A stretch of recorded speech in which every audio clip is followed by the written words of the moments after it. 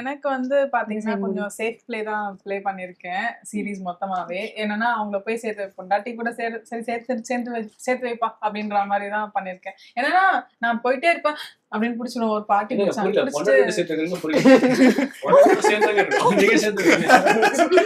இல்ல பாரதியோட நான் பாரதி கிடையாதுங்க. அதாங்க ஃபார்முலா.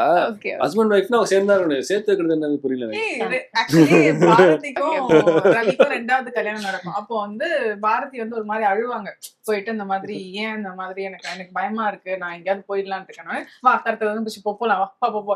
அவங்க அப்படியே பாப்பாங்க என்ன அப்படின்னும் போது நான் சொல்லுவேன் இந்த மாதிரி ஆல்ரெடி நீங்க கல்யாணம் பண்ணிட்டீங்க, இதெல்லாம் உங்களுக்கு ஒரு டென்ஷன் தான், நீ போய் கல்யாணம் பண்ணிக்கோ அப்படின்னு ரொம்ப பக்குவமா பேசி சேர்த்து வைப்பேன். அப்போ வந்து ஒரு பாட்டி என்ன பிடிச்ச அப்போவே அவளை ஓட வச்சிருக்கலாம்ல, நீ போய் சேர்ந்துருக்கலாம்ல, மனமேடல போய் நீதான் உட்காருன்னு பார்த்தேன் அப்படின்னு நானே பாக்குறேன்.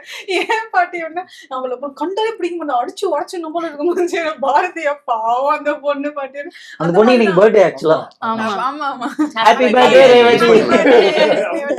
அவங்க பேரு கடைசியா விஷ் பண்ணுங்க.